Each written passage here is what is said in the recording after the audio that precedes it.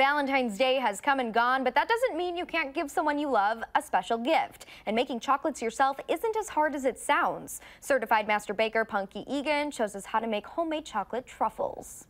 Hey, Punky, what are we making today? Well, we're going to do some truffles. Oh. And they are so fun to make, especially if you have a friend. We're going to start with the same recipe for all of these truffles. Okay. All right, it's going to be 8 ounces of chocolate, and we're using a chocolate that's about 60, it can be 53 to 63%.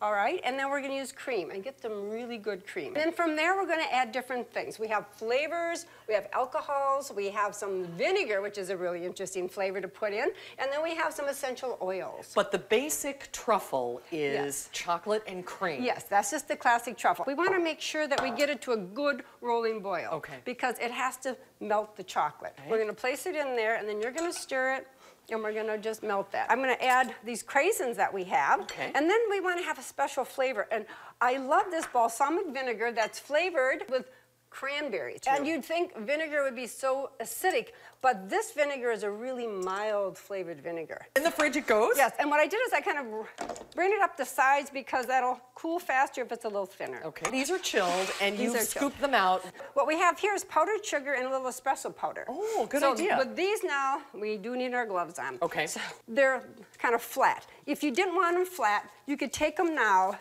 roll them, and they would be... Oh, yeah, they're still very soft. Right, so we'd have to do this pretty fast, but that's why you need more than one person. Okay, you got it. You could have a truffle party. The easiest way to do this is get a bowl, and then I just put a couple in at a time, and then just kind of roll them around, okay?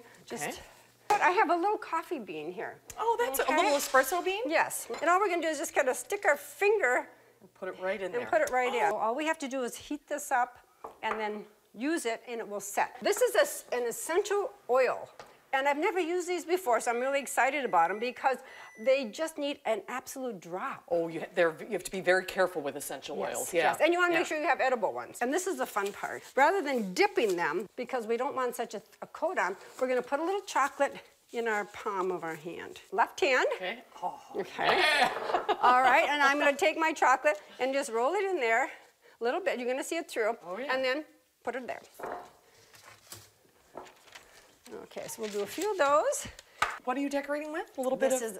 These are the lavender buds. Oh. And I don't put them in because they're very strong flavored, okay? Oh, they're so pretty. They're pretty. Well, you've been so patient. What if we try one? Finally. All right, so take one of your Okay, I think I'm favorites. going to try the one with the espresso bean. Okay, and I'm going to try one of the, where's our orange ones? I love the orange. Oh, now those taste as good as anything you'd buy in a chocolate store. It's melting in your mouth, isn't it?